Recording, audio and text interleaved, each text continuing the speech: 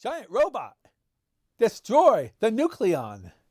You know, a long time ago, because I'm a pretty old guy, I was in 5th grade, and there was this really, really cool movie on Channel 5 in the Los Angeles County area.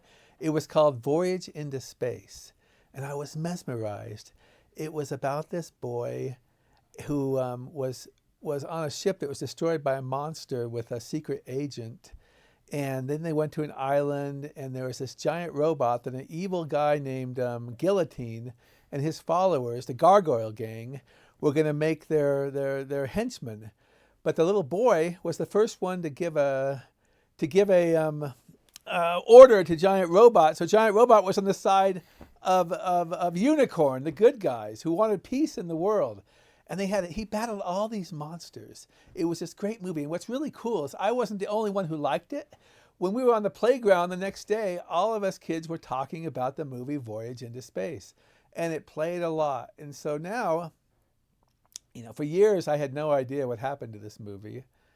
And eventually learned that it was an adaptation of a Japanese TV show with how many chapters, Joe? This is Joe Gibson, and I'm Doug Gibson, by the way. 26, I believe. Yeah, we're at Plan9Crunch, and we're going to talk a while. Joe is, although I was the one who discovered it first due to age, Joe is the expert on Johnny Sokko and Giant Robot or Giant Robo and all these things. So I'm going to turn the time over to him, but I'll be chiming in also because I want to talk about the movie, which I watched twice last week in preparation for this show and loved it even more every time. So Joe, why don't you take it away and let's start talking about Giant Robot. Okay, so we'll be talking about the Giant Robo franchise from the manga to the Tokusatsu, that's Japanese for special effects, show in the 60s, and then the compilation movie Voyage Into Space. We will not be talking about the 90s OVA or the 2000 show GR Giant Robo. Those are famous in animation circles, but we're not about that animation stuff here necessarily. So how did Giant Robot actually begin? Now we got to go back to the original mangaka there, and that's Mitsutaro Yokoyama. Famous mangaka, you might know Gigantor, Tetsujin 28 means Iron Man 28, and Babel 2, very similar things he had right about that time. He's done a lot of stuff. We're going to be less focusing on him because if you want, you know, a strict adaptation of the manga, go to the 90s OVA, which also ties in his other works. We're going to go with what Toru Hiroyama decided to do. He was at Toei, but there's a whole lot of background you got to get through first. So Mitsutaro Yokoyama was a mangaka who made this, and he was sort of on tap with Toei due to shenanigans. Toei Studios is one of the Japanese studios that was doing well around this time, and they had Akuma-kun, also known as Little Devil, that did very well. That actually starred Mitsunobu Kaneko, the eventual Johnny Sokko. And they also had Watari, the Ninja Boy. Ninja manga was big. Watari is supposed to be the show, but the manga pulled out of their deal after some shenanigans. So you gotta enter Yokoyama, who had also done Ninja manga, on a new show for Toei that wasn't Giant Robo yet. Hiroyama visited Yokoyama and noticed an image of the giant robot. And of course, Satoru Ozawa of Blue Submarine No. 6 also helped out with this manga. The actual manga itself, here's the description. The secret society Big Fire, scheming to conquer Earth, is furthering Project GR, whatever that could be. The Special Investigation Organization of the United Nations dispatches an agent in country T, probably Taiwan, to interfere with the plan. Daisuke Kusama, a Japanese tourist, is mistaken for the agent and is abducted by BF, that's Big Fire. While he is held hostage, a freak accident occurs, leaving Daisuke the only person on Earth able to control the world's most powerful robot, Giant Robo, and is enrolled by the UN to destroy Big Fire's ambitions with their own creation. It's 3 volumes, technically 2, more like 3 volumes, 39 chapters. And I'm just going to start going through that, and my dad can chime in the differences that appear between that and the show. Well, you have a grown man, for one thing. Yeah, he's a college student who's training for the Olympics. That's quite different from a 10-year-old boy. Let me just say one thing about Voyage Into Space. Yeah? Is it provides a child to become a major, highly respected secret agent on the side of good. And when you're a child watching that and you know that nobody pays attention to kids, that's one appeal I had for me. Here's a kid. Now I know it's a child's show now, and I know that some of the dialogue is silly, at least translated to English. But it's really cool to see a kid be so important. Everyone looking up to this kid, everyone treating him as an equal. But go on, Joe, okay? Yeah. Okay, so chapter 1 begins with a UN spy getting killed by a man in a hat with a scar. We'll learn his name is Keen. But the UN spy notifies stuff, and he is Agent F-104 of UN Special Agency. That is UNSA. So it starts off very slow. That's all that happened in Chapter 1. Chapter 2, string of accidents on Project GR in T Country. Azuma has a meeting. That Captain Azuma is the leader of the Japan branch of Unicorn, or UNSA. In all of this, he'll be important more later. And they know something about something called GR and send Agent A-108. And then Daisuke Kusama, who is actually also the name of Johnny Sokko in the Japanese version of the show, he just so happens to get to T-Nation and just so happens to act all suspicious, not get his picture taken, and he just so happens to be very skilled at martial arts. So the hitman Keen, thinks he is the spy that they're expecting, the other UNSA agent. So at this point, the story is keeping us in suspense about that too, which is a very strange way to pace this because, like my dad was saying, with the show, you're kind of in Johnny or Daisuke's perspective as the child, but here you're divorced from every single perspective until a ways in. I believe it takes until chapter 4 or 5 for us to even learn that Daisuke is not A-108. No kidding, that's interesting. We learned pretty late about the whole Olympics thing, I'm pretty sure. And then from there, so they're taken back to the Big Fire base. Big Fire is also the name of the terrorist organization in the So Big Fire is the Japanese gargoyles, you're saying, yeah, right? Gargoyle is the American dub's name for Big Fire. I think gargoyle is cooler anyways, all right? Oh yeah, because also in this show they're aliens, so it doesn't make much sense for them to call themselves Big Fire, but they imply that Gargoyle is also the name of the planet, and that Gargoyle is the name of their race as well. Gargolians, they say. Yeah, Gargolians. That's what botanist says. Botanist says.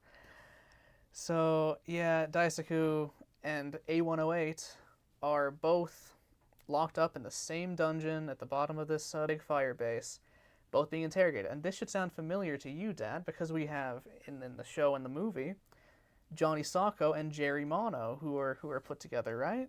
Yes, exactly. No, Keen kills A-108. So in the original, the other agent dies? The other agent dies, yeah. Oh, leaving Daisuke. We don't want Jerry Mono to die. No, he's one of the most likable characters in the entire thing. Yeah. And so, what happens there is that they realize A-108 is the actual agent, and they keep Daisuke alive for really no reason. It's very contrived. I don't know why they let him live there, but they just do. And then, so they're building Giant Robot, just like in the show, until an accident happens, a freak accident that overloads it because they're charging him with electricity in this version, not a nuclear bomb. That'll be... I think there still is a nuclear engine, but it's electricity. A whole big thing happens, big cave-in of the entire facility, killing Keen, his boss, who was the T-Nation chief of Big Fire. Daisuke is the only survivor, and he's at the lowest point in the facility in the dungeon, and he crawls all the way out. Again, very contrived. And then he's just the only one there to talk into Giant Robo's electric brain, so that his voice is what's remembered. Real quick, in one time in Voyage Into Space, in the dubbing, they use the term Giant Robo, but most of the time they say Giant Robot. But go on, Joe. Yeah, as far as I understand, that's because Giant Robo is the name, and Giant Robot would be the translation. I'm pretty sure. There's probably a different word for giant in Japanese, but I just feel like Robo is equivalent to robot, as it's treated as such in the show. So go on. This is interesting. I haven't seen this earlier stuff. Yeah, so UNSA agents move in, and actually there was a large time skip between A-108 dying and that whole stuff going down, meaning like months or at least days that UNSA did not move in until the perfect time. Anyway, so yeah, UNSA agents find Daisuke with the robot and the electronic brain. It's not in a wristwatch yet in the manga. That comes in much later, after the show has already started airing. Oh yeah, the wristwatch. So it's just a big box that he speaks into, and it's more of a proximity-based thing. If he can yell loud enough for the robot to hear it. How big is the box? Do you know? Rather big. It's like old people my age would know what sideband was, but that's okay. Neither here nor there. Unso will take possession of the box, and we'll never see it again, so don't worry about that.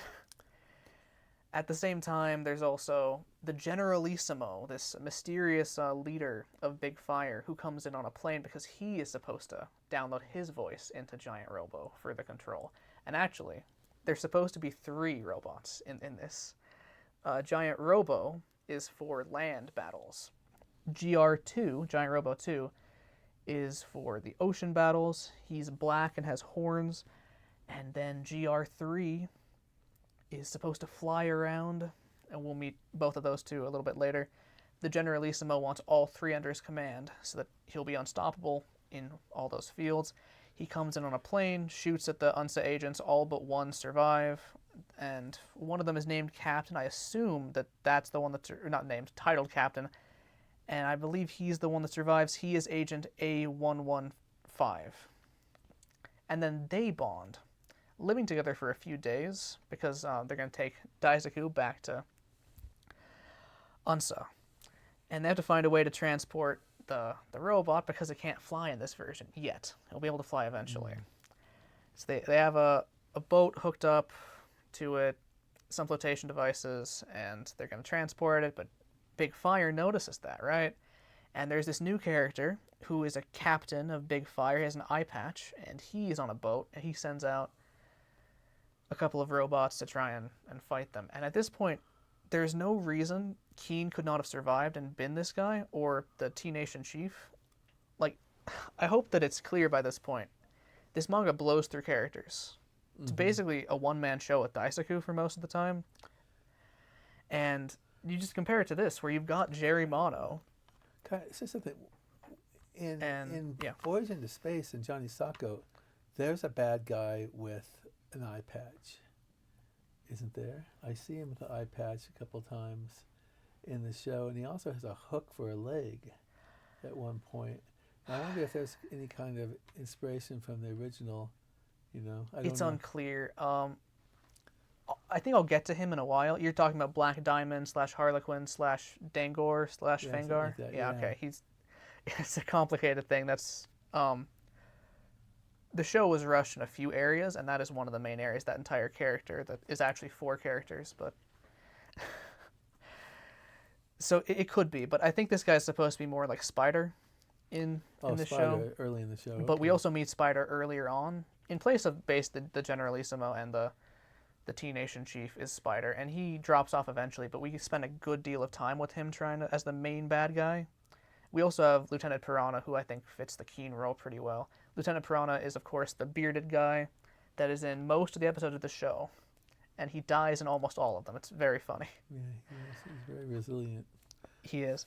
So, yeah, the eye patch captain, because he doesn't get a name, sends out tentacles, robotic tentacles that are never brought up again, that are called Dacolar.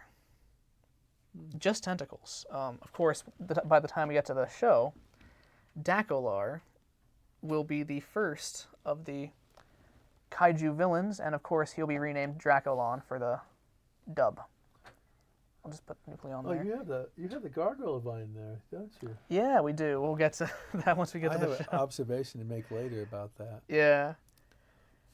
Okay, so it's a decent plan that Eye Patch Captain has, but I'm spending a lot of time on him. We'll just say that he sends out GR2 and they fight. GR2 escapes, and the heroes reach Japan. That's the end of Volume 1 at Chapter 19. Now we finally explain Daisaku's abilities of marksmanship, that he was in some kind of club, a gun club, and athletics, trying to get into the Olympics at Chapter 20. And then Agent A115 is completely gone. Someone pitches Daisaku as an agent to Azuma, and now Azuma is the main companion for So it Daisaku. takes him a while to become like a member of this UN group or something? Yeah. Okay, I want to say one thing real quick. What I like about the Johnny Sokko series is each episode's about 20 minutes long or so. and it always ends, with the person about to face a death or something. So what they really are recreations of the early 1930s, 40s, and 50s, and even before that, serials, right? Yeah. I mean, they're serials, but I don't know if they were on TV or in theaters in Japan or not. This aired weekly based on the pamphlet. Yeah, this was a TV show, but it was like a serial. And if you look at this guy Guillotine, there are times where the way he's talking, particularly when he's just talking, he reminds me of Ming the Merciless in the Flash Gordon things. I feel like, it might not have been an inspiration, but I definitely see that as well, yeah. Yeah, and I'm going to stop now and let you keep going, all right? Oh, it's fine. We learn the ability... There's a scene in both the manga and the TV show where once they get back to the UN special agency, whether it's Unicorn or UNSA, they test out the abilities and attributes of the giant robot, right? So this is everything that the manga robot can do at this point. Missiles, however, they come out of the head, not out of the fingers. Yeah, in the show they come out of the fingers. In the manga, the finger missiles come later in the form of GR3, which makes a bit more sense because he's coming from the sky. You've also got eye lasers, that's a constant. Radar in ears and chest. Abdomen model nuclear engine, so yeah, there is a nuclear component to both. Minesweeping in legs, and then of course, ability to punch. I don't think they named the Megaton Punch that in the manga, but that's a major part of the show. Okay, we meet the Japan branch chief of Big Fire, and it's so confusing because his outfit looks similar to Generalissimo. We never saw Generalissimo's face, but the outfit is so similar, and it's never explained until right before he dies that this guy was the Japan branch chief. So you think that it's finally the Generalissimo, but it's not. We never actually see the Generalissimo again. It's just between different branch chiefs, which is very strange. Unlike this show, where we have Guillotine's assistants leading up to Guillotine himself. And A115 is no longer listed as a major character at the front of each chapter, so he's just gone. Azuma puts some bodyguards on Daisaku because Big Fire wants to kill him, and he gets shot. Daisaku does, which should remind you of Johnny Voyage Into Sokko Space. gets shot, yeah. He does, yeah. Context is a little bit different. But Daisaku, he in both versions he ends up wearing a bulletproof vest for unexplained reasons. How he knew he's going to get shot, I don't know, but he somehow did, so. And anyways, he's in the hospital. And that's when they have GR3 attack Japan. And there's some decent special effects here. Well, it is the manga, so it's decent city destruction scenes. Mm-hmm. I'm not too hot on the actual manga overall itself, but there are some things that I enjoy, and that's one of it. There's an annoying habit in this manga to only name the UNSA agents when they die. So the dead bodyguards are Yamabe and Arashi, and we had some dead bodyguards from before that got their names only after that. So skipping ahead. Yeah. By chapters 25 or 26, the show has already started. So GR3 kills the Japan branch chief by picking up his fleeing car and dropping it after he's failed a few times, and the big fire goons finally act goofy. And there's a new appointed chief, Alec Berg, who tries harder and better, but also fails later on. The most important thing is with the introduction of chapter 27, we get the wristwatch from the show, where instead of having the electronic brain be a box, it's a wristwatch that Johnny or Daisuke can talk into and say, giant robot, destroy, or something, And we also get the introduction of a Big Fire bearded agent, like Piranha in the show. I'm not sure if that was their inspiration, but they also make the design of the robot finally match the show one-to-one, so I'm pretty sure that they did take inspiration there. And I say one-to-one because in the show, this might be too small, he can fight in land, sea, and sky. It's not limited to just one. He has a jetpack, so he can fly. And he functions fine in water, and he can mainly walk. So that's now true in the manga as well. We get a few more things as Alec Berg tries to fight and kill Daisuke and Azuma, but fails. The bearded agent kills a dog. Not really too important, just wanted to mention it. And then GR fights GR3 and GR2 in rapid succession and destroys both of them. How popular was this show you're talking about back then? The show was very popular. I think the show eclipsed the manga very quickly, hence why the manga started to be more like it. In the final arc, it's the missing H-bomb arc. It's now completely like the show, except no aliens and no Jerry Mono, where they just go on an adventure. They find giant stingrays that they fight, and they blow up a big fire base. And then we get a couple other manga things. Perfection Giant Robo and New Giant Robo, and those came out, I believe, 1968 and 1972. Yokoyama's assistants made one of them, and the other is a fun kindergarten one-shot. In Perfection Giant Robo, a kaiju from the depths is said to be under the control of Emperor Guillotine, and he interrupts skiing. So, one of these shows came out well after the movie and TV show, right? Yeah, I'm assuming it'd be Perfection Giant Robo, because Guillotine is now here. And New Giant Robo, Daisuke was a kid in both of them. Where can you find this one you're describing? Oh, I found both of these on... I gotta find the link. Mangadex.org. It's a manga reader website. And they let you see the episodes and stuff? Not the episodes, sorry. Just the captions. The manga. The manga, yeah. Okay. In New Giant Robo, there's a creature in ice in Antarctica. It kills the people who discover it, and Daisuke and the robot kill it. So, yeah. Now we're finally at Johnny Sokko.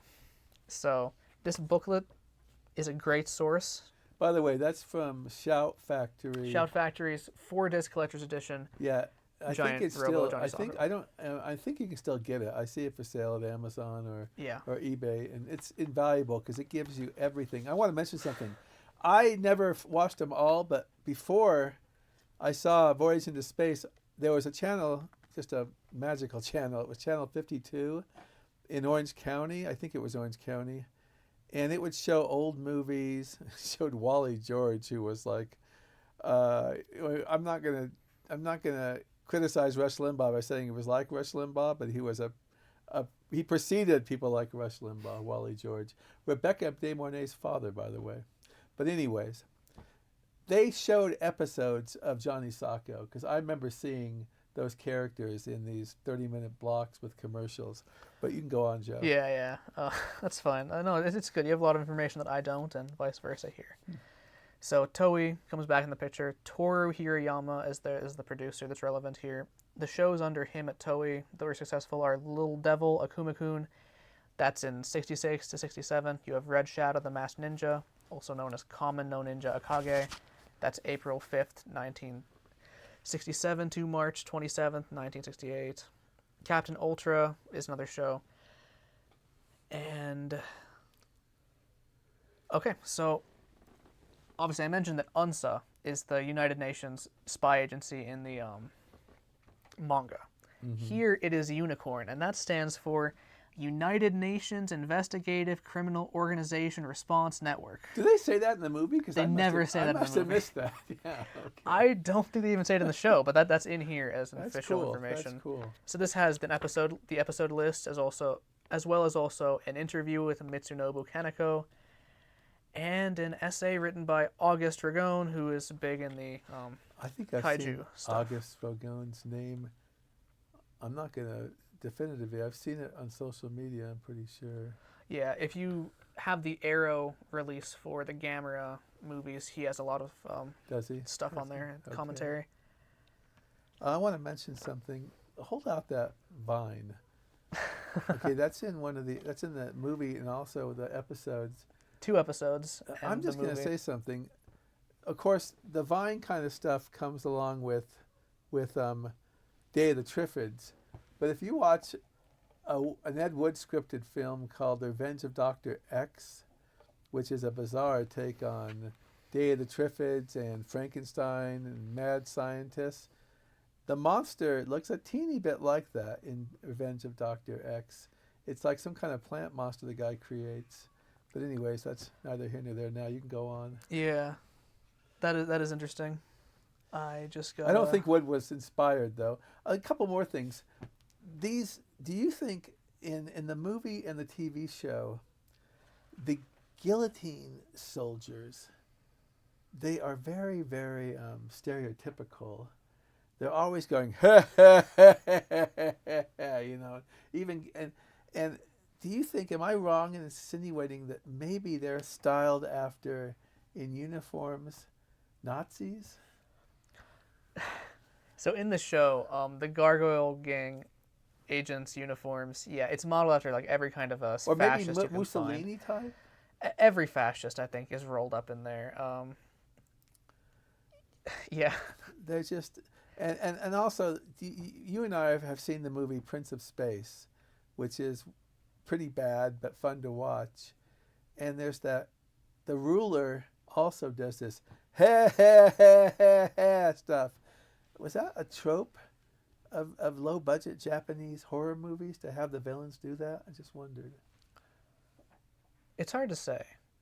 It gives them personality easily. Like that's the thing. That's the thing that I like about this show compared to the manga is that the villains and mainly the villains, the big fire agents, have an actual personality here, and there's like more than one that we actually focus on at a time. We have Spider, who is the leader of all of the Gargoyle agents as a human. The aliens are probably above him in the hierarchy. And we have Lieutenant Piranha, who is a persistent enemy, the first gargoyle that Johnny meets, and also one of the last ones to last throughout the series. Whereas in the manga, they alternate between being competent, actual terrorists, or just goofy side characters, which is a very strange thing to do. Well, they have that in Voyage Into Space also. Well, but they don't come off as like serious terrorists. I mean, like Yeah. You're not gonna see a documentary about Lieutenant Piranha the same way you might about Alec Berg or Keen. One more thing too is that these movies are very low budget, and they're very crude on special effects. Well, I have notes on that. But this movie, Voyage Into Space, is really memorable for many things. I'm just going to give two examples. One is the opening of the movie. That song is almost iconic. In fact, we're afraid to use it right now because we don't want somebody to claim copyright on us, okay? But we all know what the song is, dun dun dun and everything. And then, even though it's done really low budget, the ending is quite memorable. It has a very strong ending. I'll let you go from now, all right? Okay. We're going to get to the ending eventually. We've still got a while to go before then, but just keep in mind that the title Voyage Into Space is actually a surprisingly morbid title because the only time they do that in the movie is the very end. Yeah. Okay, so special effects. This show was a hit, but the special effects team didn't like doing it. It was very difficult. It was very costly, so they cut corners. You can see that in the stock footage and all the battles of the giant robot doing the finger missiles at that one angle. Sometimes they reverse the shot or put it back, put other stuff in it. The Megaton Punch is often the same. And so the special effects director here is Nobuo Yajima. I don't expect you to know who he is, but he went on to work on Spectre-Man and Ultraman Taro and Ultraman Leo. Oh. And he starts his style here. Worm's eye view shots and subjects framed between the leg shots. So a bunch of interesting directing. Life-size hand shots outside shooting, handheld shots, and a lot of tentacle stuff. Good composite framing, though there's also really bad composite framing in this show. Clumsy miniatures, stock footage, sometimes bad effects. There's a whole lot that's really interesting about the way, the style of direction that the special effects had on this show. And the special effects guys were Yasuo Ogawa, Masao Ichikura, Nobuo Yajima. I already got him. Midway through production, the producer of Captain Ultra, another show at Toei at the time, Yasuji Ueda joined. And he said on the subject, "Children seem to have lost their dreams in everyday life, so I wanted to show children something, even a little, of how much more interesting live action can be through these visual effects productions rather than via animation or fairy tales." That's good. That's a good quote. Yeah. And, well, I guess I'll get back into Unicorn. So, both of these, the manga and the show, are spy adventures, spy thrillers maybe. Mm-hmm. but like different kind of spy thrillers. You have the gritty one and you have the exciting one. The show wanted to pay homage to The Man from U.N.C.L.E. 1964 to 1968. With, I didn't know that. Yeah. How do I explain this? So in one of the episodes, they have the unicorn secret password that all unicorn people know and Zip say to thing, each other. You know? I don't know what they're doing. No, sorry, not the, Okay. not that. I mean like password that they say to each other. Oh. Napoleon's trump card is King of Diamonds, and that's referencing Robert Vaughn's Napoleon Solo from The Man from U.N.C.L.E. Okay. The U.S. version changes that for Napoleon Code 4 as the call, and then 806 as the response. So, yeah. Here's a quote from Hirayama on Unicorn. I always thought of Unicorn more as a secret peacekeeping agency rather than a strict military organization. And this would be a far more acceptable reality than a conventional army. I think it would feel rather strange if it were just the real-life military fighting the forces of Emperor Guillotine. Hirayama wanted Unicorn to be a warm family unit. Hirayama's shows have a nicer world to live in with these benevolent organizations due to his own anti-military sentiment following the Pacific War. That's interesting. Unicorn. The dialogue, at least the English dialogue, Yeah. is Johnny Sokko never until the very end never talks like a child. Okay, never talks like a child. And you may disagree, but I don't see him talking like a child. And I remember little dialogue that's so cliche, but I still love it, is when they try to stop the unicorn chief and he says, "I'm hard to kill," all right, or something like that. Or Johnny Sokko is, they tell Johnny Sokko, "Don't tell your parents about this." Well, first of all, I think his parents are probably on that boat that was capsized and killed. But even then, how could a child avoid telling his parents this? I don't necessarily think that his parents were on that boat. It confuses the heck out of me how he got on that boat. But Yeah. I'm pretty sure at one point in the show, I did not have the time to rewatch all the episodes. I rewatched just 2. Okay. as well I as have what not the movie rewatched the covers. series. I watched it with you years ago. But I believe in Mysterious Agent X7, we go to Johnny's home briefly because he's hanging out with a friend of his that I then need turns to out I need to be. watch this again then. Okay. Well, do you remember Mysterious X7, a mysterious enemy agent, right? Yeah. That's when he has that classmate named Kenny who pilots the giant claw. Not that one. It's Yeah. Gengar is what the Japanese calls it. Gengar Okay, 2, well, that's actually. interesting. I'm glad you cleared that up a little bit. Yeah. But I don't know how he kept it from his parents. I don't know. It's just not important to the story, I guess. I guess, yeah. You can go on now. Well, let's go over the main cast here. As I mentioned, Mitsunobu Kaneko of Little Devil, Akuma-kun, became Daisuke Kusama, Johnny Sokko, and I think he did a very good job in the role. And he's passed away, hasn't he? He unfortunately did. This interview in here mentions that You know, the woman. he's no longer The with woman us. who voiced him, and you know, I could be totally off mark because you can say he sounds like a little boy, but she almost sounds like a young B. Arthur talking. Catherine Bobby Byers. Yeah. She was also the titular character in the Japanese animated series Prince Planet and as Captain Bonnie Bunny in The Amazing 3. It's a great pamphlet here if you want information on the show. Do you know how they worked with this guy? How they work with the American team and things like that to bring it to A little bit, but that's after Okay, all of keep these going, other notes. Keep going. So, Jerry Mono, also known as Jiro Minami in the Japanese, is Akio Ito. And Nenji Kobayashi was supposed to be Jerry, but after being the sidekick on Captain Ultra, but he couldn't because of Captain Ultra-related shenanigans. And so he became the sniper, Terraman, or Terrorman? It's one of those two. I think it's both. I've seen Terrorman or Terraman, the sniper, in the final episode. That we've already talked about the similarities and differences. Yumiko Katayama played Mitsuko Nishino. She apparently had a very big career. Mitsuko is, I believe, U5, the taller woman in the show. Veteran actor Shozaburo Date started in 1957. Shintoho Studios was Chief Azuma. After the show, he was in Space Iron Man, Koyadeni 76 to 77 as Colonel Marui. So that's the main cast. I couldn't find anything on Mari Hansen in here, but that's fine. Okay, so television director Minoru Yamada from Kamen Rider, as well as Koichi Takemoto, Michio Konisho, Itaro Orita, Katsuhiko Taguchi. Those are all notable directors of the show or related ones. I believe they're all in here. This pamphlet goes episode by episode and shows you all the information, but yeah. And the writers are Masaru Igama, Hiro Matsuda, Yasushi Abe. It's amazing how so long this show they made over 50 years ago still has a pretty dedicated fan following. Yeah. Okay, I'll get back to that. So, okay. Then we got AIP coming in here.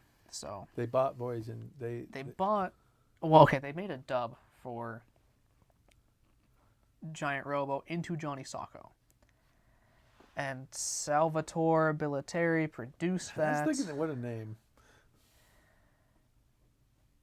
Directed by Manuel San Fernando. I'm not really sure how they managed to do that. Maybe that's... A lot of times there's pseudonyms for these people, you know that? Yeah, well, yeah. Whether or not it's his real name, Or- Manuel San Fernando somehow directed a show that was already made. And he also worked on Samson versus the Vampire Women. Dialogue was the thing that was changed, and that was by Ruben Guberman.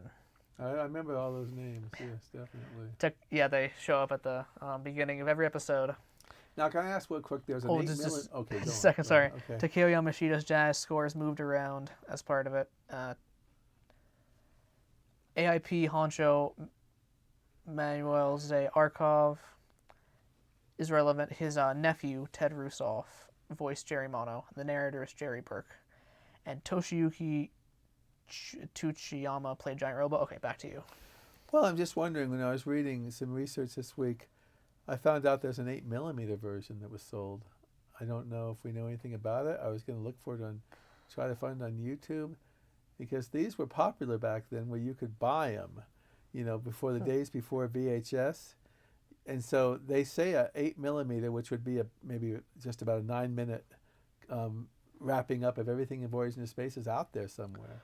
I don't know, but we should look into that. If we find it, I'm going to look for that, definitely.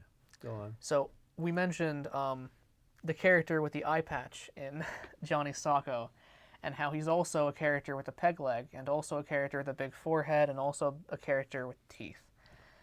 So the airing order was straightforward, just episode 1 to episode 26. But the production order goes like this. Okay, 1, 2, 3, 4, 17, 10, 6, 5, 7, 8, 9, 12, 11, 20, 13, 14, 15, 18, 21, 22, 16, 19, 24, 23, 25, 26. And you'll notice in Voyage Into Space, the episodes relevant there are 1, 2, 17, 10, and 26 in that order. Yeah, a long time people thought only 4, but there's 5 they use. Yeah. It's very well edited, by the way, because even though No, I think so 17 was produced and filmed first, it takes place canonically after, and the characters there. Okay, so inconsistencies in Fengar and whatnot. Okay, so in episode, I want to say 11, but episode 8. So Spider dies in episode 7, by the way, and he's been the main villain up to this point. Well, Guillotine is the main villain, but the main one that's interacting with the heroes is Spider, so he dies, and then we have Harlequin, or Black Diamond, who comes in. And he's a very interesting character, because he pretends to be a turncoat. He pretends to be defecting from the Gargoyle Gang. But it's all a ploy. And he turns out to be evil and flamboyant as Black Diamond Harlequin. From there, he appears alongside Dr. Botanist, who is he's an alien, so probably higher up in the totem pole than any humans here. And he has Guillotine's same hands. Guillotine is a squid-faced thing with 3 or so stumps on his fist and long claws out from there. And Dr. Botanist, also called Dr. Over, is bald with a large brow ridge but the same hands. So they're both gargoylians. Guillotine has what looks like a ring or something in his forehead. I've never quite figured out what that is. I don't know. They were on some drugs when they made that design for sure, but I love it. Anyways, so Yeah.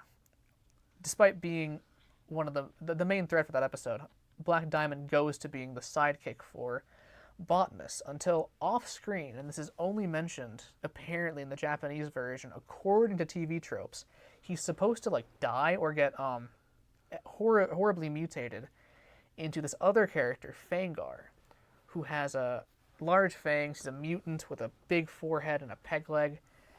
And you see Fangar here. He persists for a few episodes. But because episode 17 was made before Fangar and before Harlequin's introduction even, episode 17 has Fangar but calls him Executioner Dangor with a crest on his forehead, a different design, and he dresses up as a sniper with an entirely different set of skills, but he's supposed to be the same person. So he just had trouble figuring out his new identity, I guess, and that is something. Piranha also has a beard throughout the show, but it's only a full beard in some of the episodes. He actually shaved part of it during filming, which results in some episodes where you go between him having a full beard to goatee, back to full beard, back to goatee. It just is what it is. Do we want to go over... First, I want to say, you're 19 years old. You can sit there and just do this so wonderfully. You see me here switching my foot from one knee to the other, massaging my hip because I'm 61. We see me leaning back and then leaning back. Yeah, because I'm trying to deal with the middle-aged. No, I'm saying I'm doing that too. Oh, yeah. Okay, but I wanted to mention something about the movie. I want to mention 3 scenes. 3 scenes, okay. That really impressed me when I was a kid. Wow, I was saying to myself. The first is when they're in this train and it goes right into a monster's mouth. All right? And then I think they kidnapped the scientist or somebody on that one. Yeah. The other one was when there's this guy who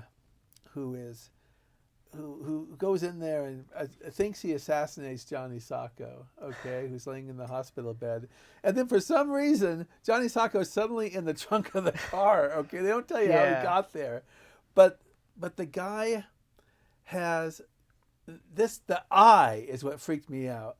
This huge eye like coming at him, and he sucks him in and carries him, and then Giant Robot rescues them, but then the other guy, Giant Robot doesn't even have to throw the assassin out. He just jumps out of the car in the middle of the sky. Those are 2 scenes I liked a lot. The third one was the final scene when I was a kid of watching Giant Robot make the great sacrifice. Well, okay, we'll get to that. We'll get to that. Okay, you go on now. Go on. Yeah. So at this point, there's a degree of crossover if I explain the show versus the movie. So the first episode of the show, right, is the first 20 minutes of the movie. And that is Johnny is on this boat. Jerry is also on this boat. They make small talk. They bond. Good character stuff. And then Jerry takes a few steps off and phones in Azuma. Still clearly in Johnny's view. But Jerry, he's not a bad character. He's just selectively incompetent. And it's not even a bad thing.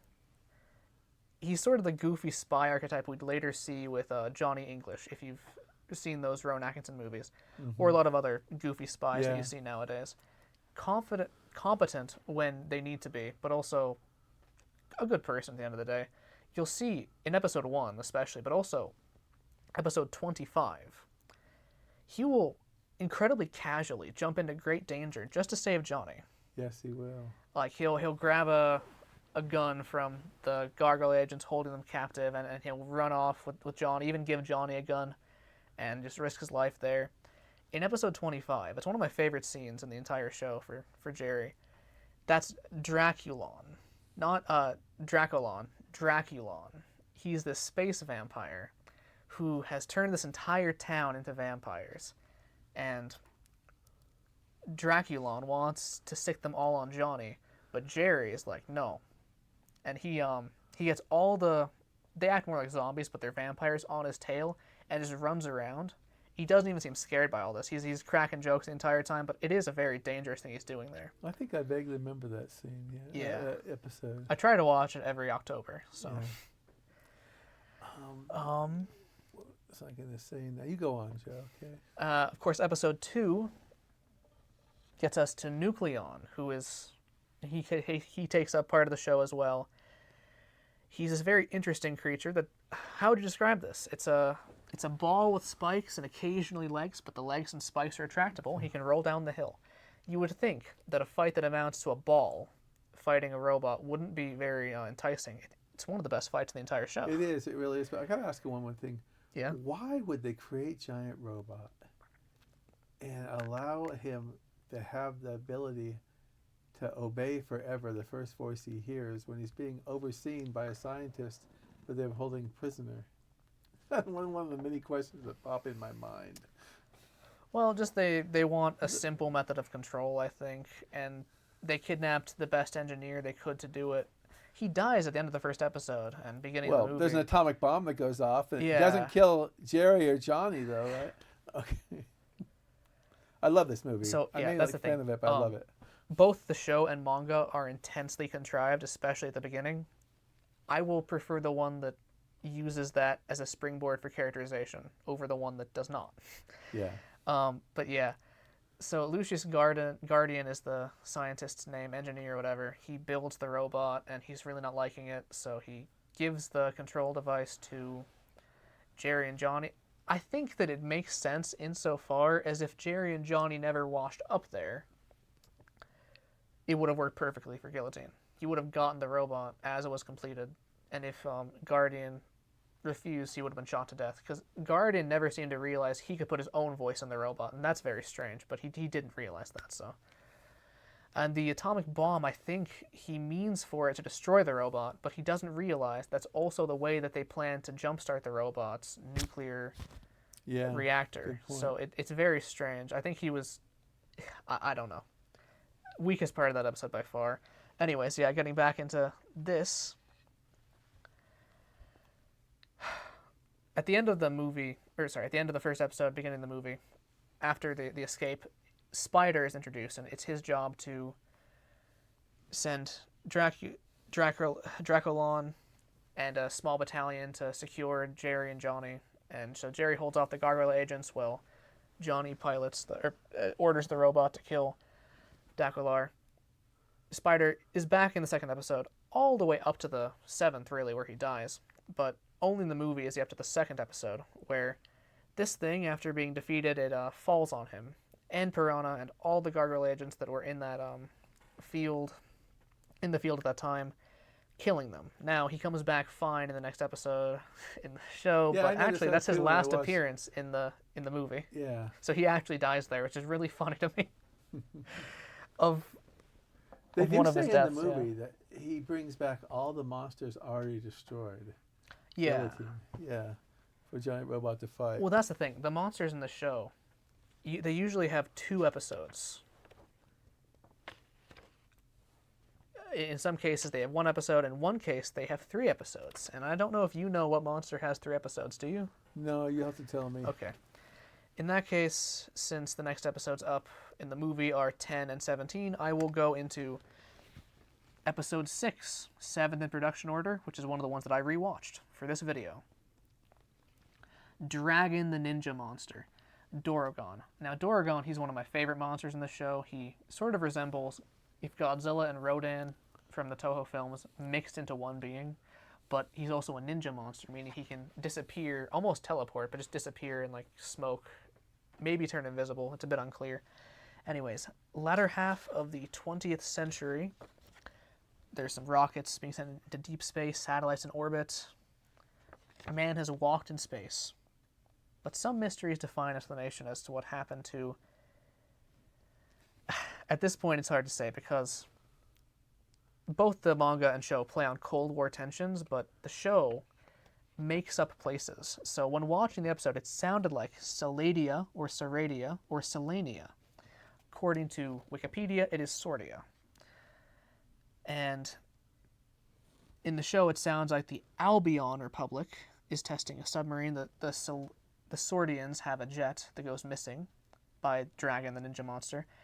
And the Albion Republic, though, according to Wikipedia, the Forenkov Republic, I'm not sure where they got that from, is testing a submarine. Dragon seals both, and both countries will blame each other, thus causing the Cold War to escalate. And that's Guillotine's plan for the episode.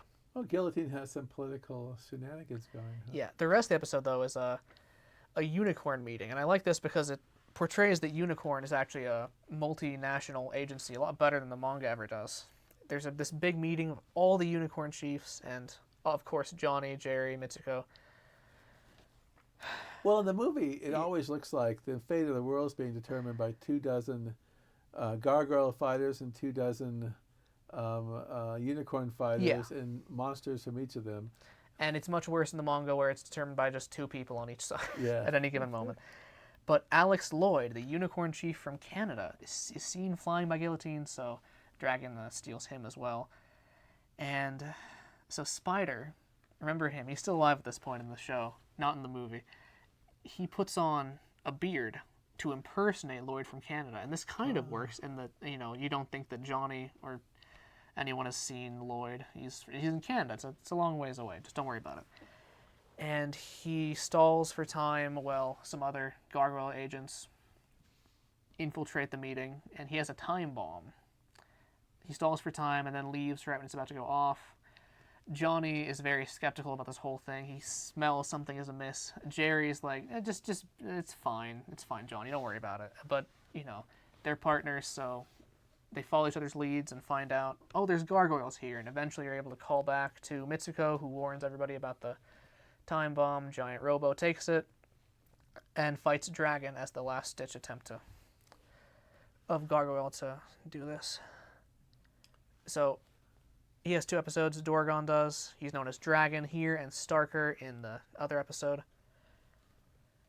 And so we can get back, I guess, to episode 10, right? That's the one with the monster that eats the train. Do you want to talk about that a little bit? Well, there's not much except that they're trying to get this scientist or somebody who knows about a upcoming meeting of Unicorn, right? Yeah. And he's the only one they allow to survive the train being eaten up, and then they sort of hypnotize him or something, or actually 3 people, and the word they use is transmoculate. They transmoculate. Okay, see, I hadn't remembered that. Transmoculate. It's in the movie. I know. I watched the movie twice the last 3 days too. I think his name is Suzuki, but I can probably. And then the daughter says, "Papa's not like Papa." Yes. But it's just kind of funny because when Kyoto branch chief, that is Suzuki, and the 2 others are. Oh, maybe just one other actually. The guy they have, the taxi driver. Yeah, they mentioned that. Oh, sorry. The taxi driver too, and then they got some weird scenes where the scientist guy, the head of Unicorn, can't get the information, but he tells them where they are, and then these guys come to visit, and they get they think they get the information in a box, and then when they try to attack them, they suddenly just get their clothes. I mean, this is so. This should be like serial type of stuff, all right, of what's going on in that hotel room. Yeah, so this is episode 10. I guess I should backtrack for a second. Lygon, also known as Lygon Tyrox, is this dog-headed monster with the horn and the whip. That's the one that eats the train. He comes back as Ligorian. In the Japanese, he's just Lygon and Lygon 2, but he's Lygon Tyrox and Ligorian. He's in episode 4, I believe, and episode 10. And the Satan Rose and Gargoyle Vine is in episode 3 and episode 17. So in this whole thing, it's kind of following the actual order where the Rose comes first, technically speaking, in the show and the movie, but the movie has it out of order. Episode 17 comes before episode 10 in the show. We're talking about episode 10 right now. So the people that go into room 414 at the Oyo Hotel where Jerry and Johnny are staying, that Suzuki told them about, that is Dr. Botanist and Black Diamond / Harlequin. Harlequin is supposed to become Dangor, who is in the previous segment of the thing, episode 17 segment. And so that's the thing. I want to say Dr. Botanist can teleport. Like that is one of his that's one of his abilities. They do that. Episode 11, I think, in this is them figuring out how to deal with that. So how are we moving toward the end of this? We need to move toward the end of this, okay? Well, okay. Just a second. No, it's interesting, but we have certain times for the podcast. I know. So there's not too much more to say there. there's some contrivances. I have one more episode to talk about, and then we Sure. can get to the... Sure, go ahead. Actually, well, okay, we'll talk about the Satan Rose, Gargoyle Vine, and that part of the movie, and then we'll get to that episode, and then we can get to that ending. So, what do you want to say about the Satan Rose, Gargoyle Vine? Well, the only thing I'm going to come out of my mind right now is that I thought that monster that sucked all the water out was pretty cool. Okay, Yeah. then you can go on. So, I hope that couple survived that was in the boat. But go on. probably not. Okay, go on. Unless we saw them at the end. I don't know. One thing the movie does very well by choosing episodes 17 and 10 instead of 3 and 4 for these monsters is the idea of like a time skip. Mm-hmm. Because obviously this show takes place over the course of probably at least a summer into the school year.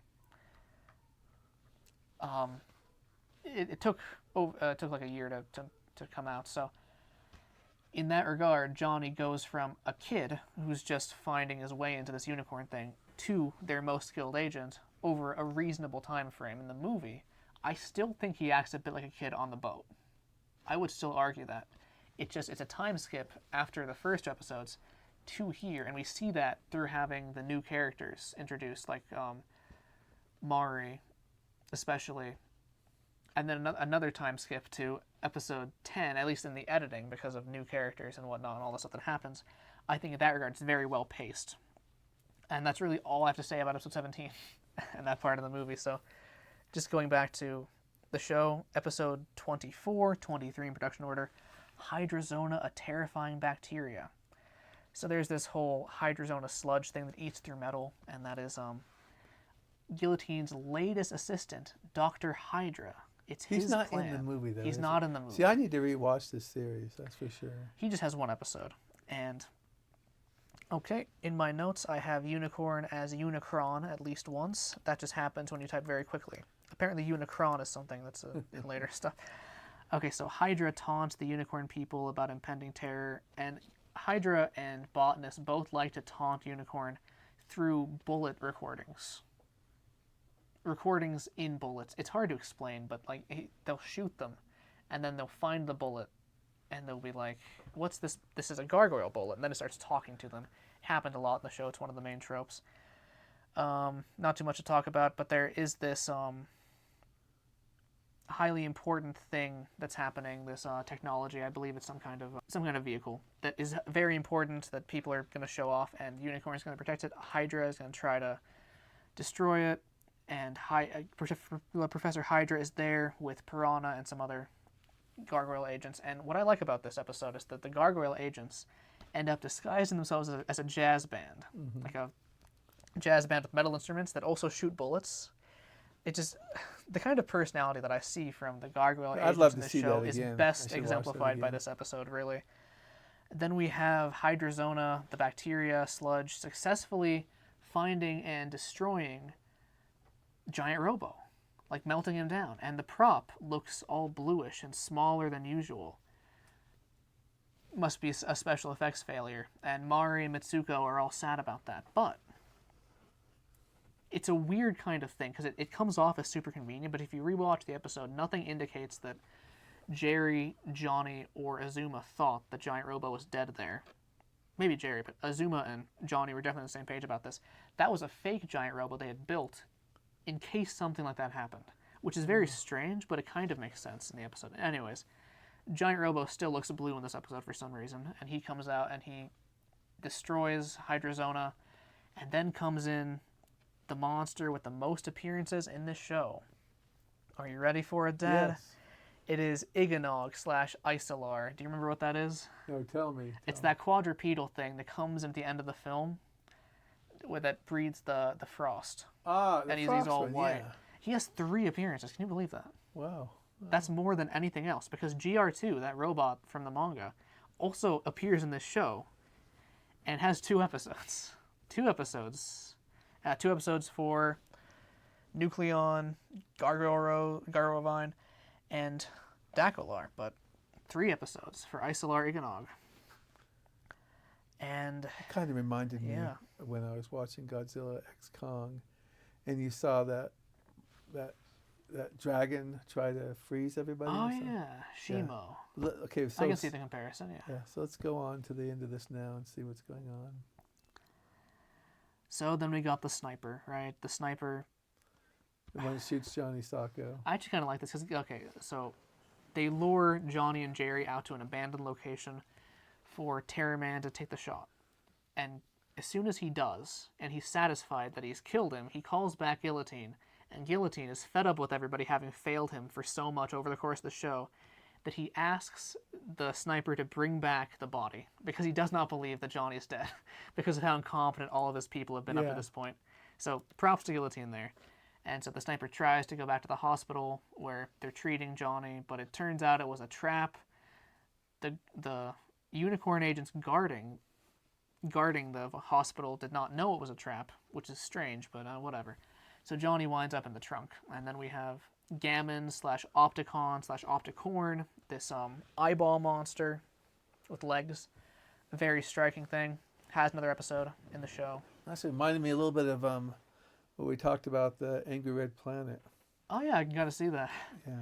And so it kills the sniper. Johnny gets out of there. The robot has to fight through Gammon's Opticon, that eyeball thing, as well as Scallion. I didn't mention Scallion before. Scallion is kind of similar to the giant manta ray from the manga, but not too similar. I just think there's inspiration there. And he spits acid. He's the one that kills Spider, incidentally.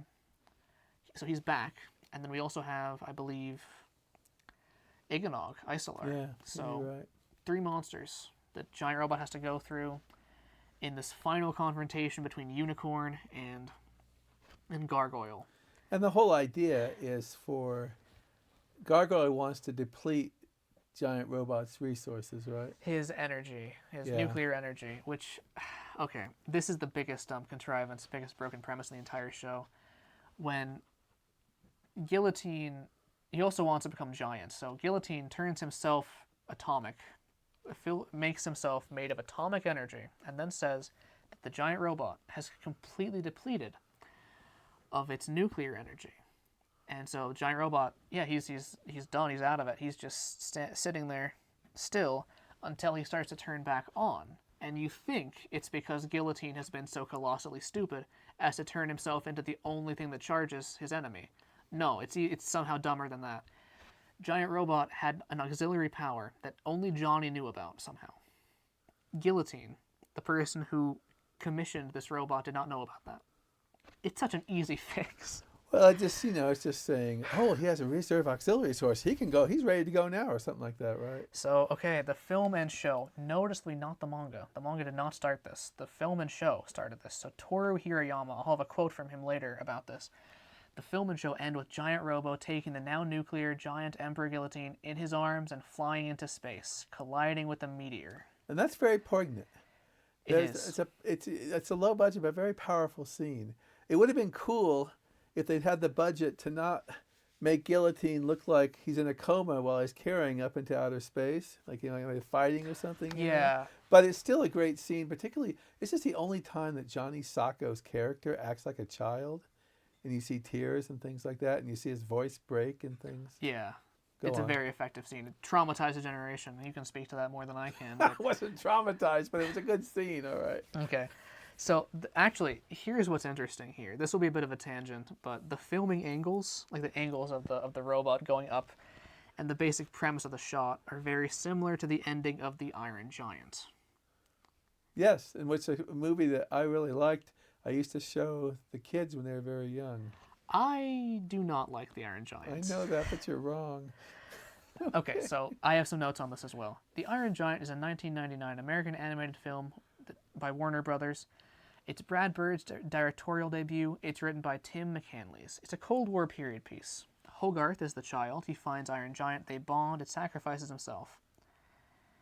And so, did you know that this film was based on a novel? The Iron Giant was based on a novel. Yes, I did. You did? Yeah, I haven't read it, but I know. It is based on The Iron Man, 1968. Ted Hughes wrote it. He wrote it for his children to comfort them after Sylvia Plath's suicide. I once saw the book. I leafed through it. Yeah, so that's actually why Bird picked the film. He liked the film's he liked the novel's theme of reassembly after damage because Bird was coping with the death of his sister at the time. Anyways, so British poet Ted Hughes makes this story.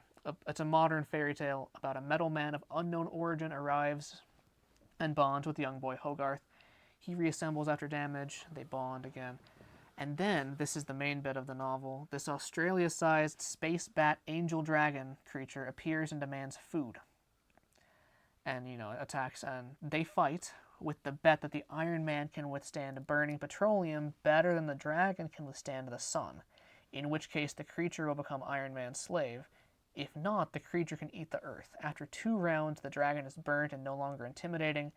The dragon, it turns out, is a peaceful star spirit that sings to cause world peace. Did you know that's what the book was about? No, but the thing is that the movie's different, all right? The movie is different. The movie is insanely different.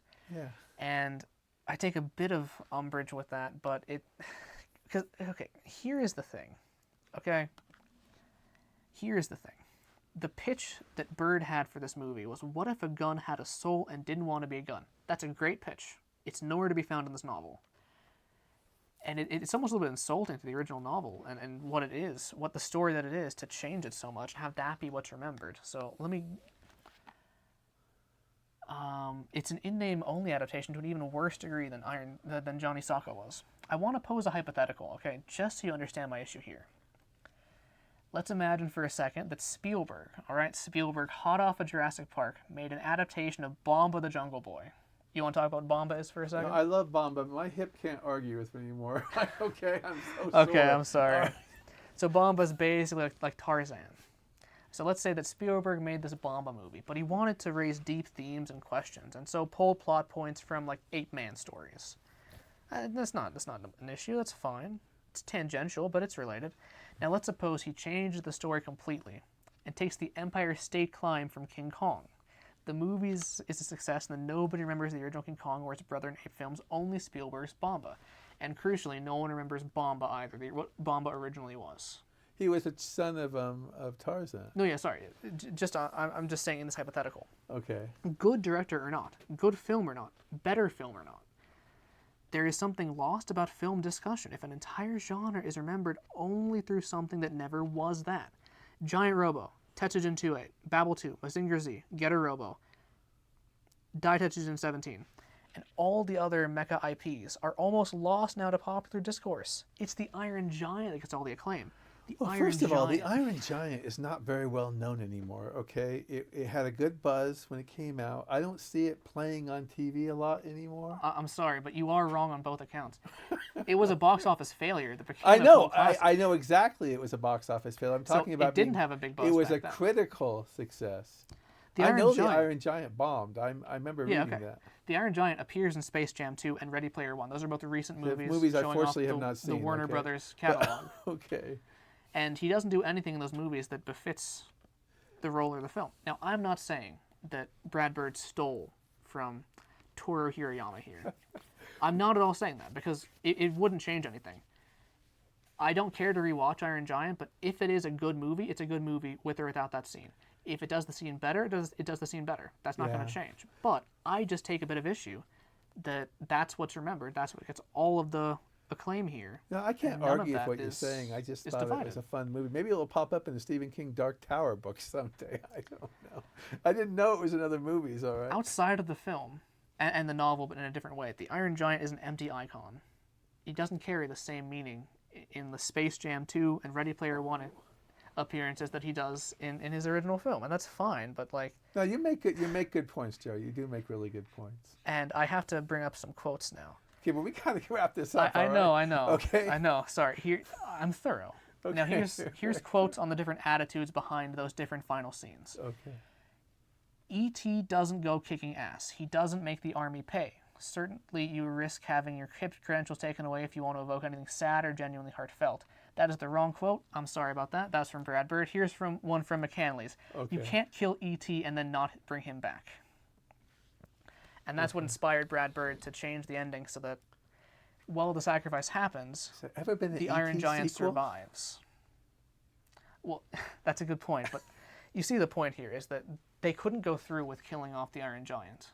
And I really don't like that, because if we go back to... That's a legitimate point you're making. If we go back to Hirayama, The original ending planned was a much happier one, with Robo becoming an amusement park attraction for kids to play with. This is from TV Tropes, I'm not entirely sure on that, but the head writing staff of Toei Company criticized director Toru Hirayama for making the ending, and so now the infamous bittersweet ending was chosen instead to make stand out to viewers. Here's the quote from Hirayama. The final episode is the result of some harsh criticism I received from director Keisan Unknown, who, based on how I handled the previous series, he scolded me that the series should have been produced with the aim that the final episode should be the utmost topic. At the time, Toei's style was just to go with the flow. So I was rendered speechless by his straightforward honesty. I put forth my best efforts to find my own answers to this dilemma. Eventually, I was able to come to an answer with absolute conviction and exclaim, "This is it." So I'm grateful, Director Keisan, for his criticism. From then on, my way of developing a series was based on the main character, which springs to life according to any situation. I don't have time to move the main character through the narrative. The main character moves on his own accord. I used to be... Okay, and then it goes on from there. I just find it a much more mature viewpoint expressed by Toru than by McCanley's in terms of the ending. Well, I think he makes a very good point. With that rant over, Johnny Sokko is really dear to our hearts. He as is, you can probably tell. And Johnny Sokko, in that last scene, the robot gives up his life. Well, whatever life. When I watch that movie, I'm thinking to myself, what kind of emotions does this giant robot have? Oh. Obviously, he does have emotions. He does, yeah. Go on real quick. To that point,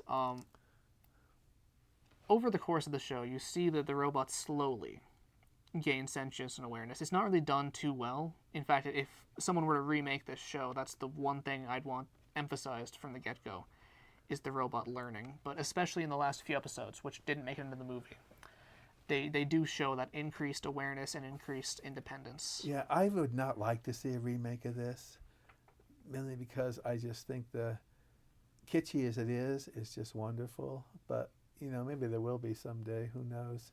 I want to mention a couple things before we wrap up here. Thanks, Joe, for your knowledge is incredible of these things, and it's good to share it with people. Giant Robot. For years, I didn't know what the heck happened to Voyage Into Space, but I wasn't. Sinister Cinema sells it. I don't know if they still do, and I have a DVR copy of that. Well, when I say DVR, I mean DVD-R, right? I don't arrest me, people, but I had a Piracy. copy made of that version. So, but then there is a Blu-ray out, which I hope we can get someday. And Joe and I, of course, purchased the from Shout Factory, the Johnny Sokko series. You can rent, or if you have Amazon Prime, you can watch Voyage Into Space anytime you want. But you can also rent it and perhaps even buy it, I'm not sure, through Amazon very inexpensively. The Shout Factory DVD is still available. You just have to go to Amazon or eBay or something, or maybe even Shout Factory, I don't know. And there is a Blu-ray out there, and it's not too expensive. So anyways, that's about all we have to say right now about Voyage Into Space. Joe, do you have anything to mention beyond now? I think I've said it all. Remember, this is Plan9Crunch. Plan9Crunch.com is our blog. Plan9Crunch is at Facebook. It's called Plan9Crunch Podcast and Blog page. And we're on TikTok, and we're also on YouTube. Give us a subscribe or a like, and we appreciate your time. And that's a wrap.